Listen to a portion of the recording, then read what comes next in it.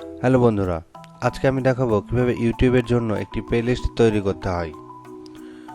তো আমি কথা বাড়াবো না, চলুন শুরু করা যাক। প্লেলিস্ট মূলত দুইটা কারণে বানানো হয়। একটা হচ্ছে যে আপনার সহজে ভিডিওগুলো একটা ক্যাটাগরি করার জন্য, এবং অডিয়েন্স যেন আপনার ভিডিওটা সহজে খুঁজে পায়। তো সেটা কিভাবে করতে হয়, তো সেটা করার জন্য আমি প্রথমে চলে যাব ইউটিউব স্টুডিওতে।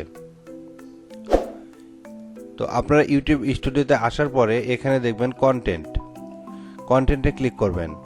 ক্লিক করার পরে আপনারা এখানে দেখতে পাচ্ছেন, দেখেন আমার অনেকগুলো ভিডিও আছে এখানে।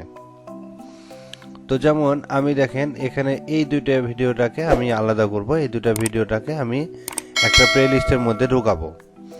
সেটার জন্য আমি এই দুটাকে আগে মার্ক করে নিব, এটা আর এটা, এই দুটো আমি মার্ক করে নিলাম।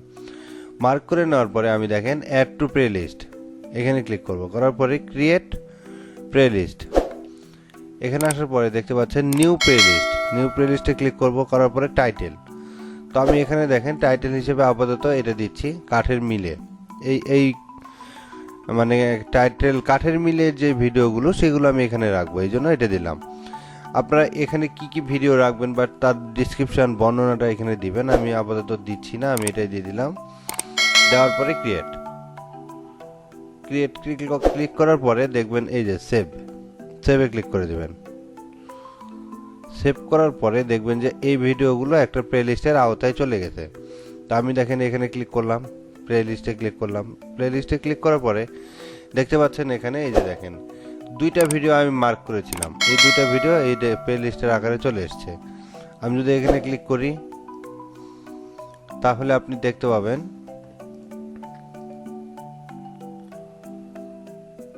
এই যে দেখেন একটা প্লেলিস্টের আওতায় চলে এসছে, এটা শর্ট।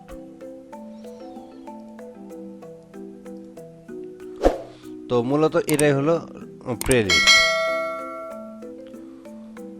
এই যে দেখেন। তো আজকের এই ভিডিওতে এতটুকুই। আপনাদের যে কোনো মতামত আমাদের ভিডিও সম্পর্কে কমেন্টে জানাতে পারেন, আর আমাদের ভিডিওটা ভালো লাগলে অবশ্যই লাইক দিয়ে সাথেই থাকবেন। ধন্যবাদ।